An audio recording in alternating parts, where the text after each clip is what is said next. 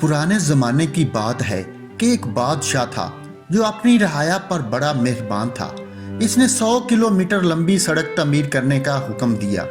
जब सड़क तमीर हो गई और इसके इफ्तिताह का वक्त आया तो इसने अपने 3 वजीरों से कहा कि एक बार पूरी सड़क का जायजा लेकर आओ ताकि पता चल सके कहीं कोई नुक्स तो बाकी नहीं रह गया।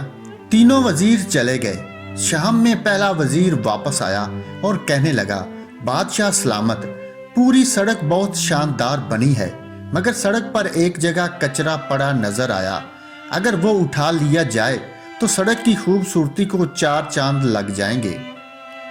दूसरा वजीर आया तो इसने भी बिल्कुल यही अहवाल सुनाया कि सड़क पर एक जगह कचरा है, अगर वो उठा लिया जाए तो सड़क पर उंगली उठाने की गुंजाइश बाकी नहीं रहेगी।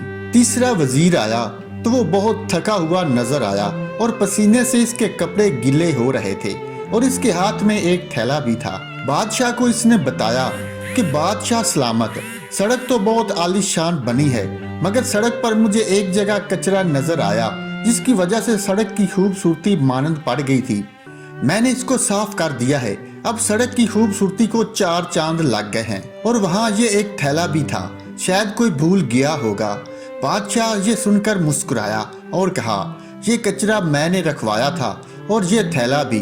इस थैले में पैसे हैं जो तुम्हारा इनाम है। और फिर बादशाह ने बुलंद आवाज में कहा, दावे तो सब करते हैं और खामियां भी सब निकालते हैं, चाहते सब हैं कि सब कुछ अच्छा हो जाए, मगर अमल दरामद कोई नहीं करता। हम अगर चाहते हैं कि हमारे मुआशरे में सब अच्छा हो तो हमें खुद को बदलना होगा और अपने मुआशरे को रोशन बनाने के लिए अपना भरपूर किरदार अदा करना होगा।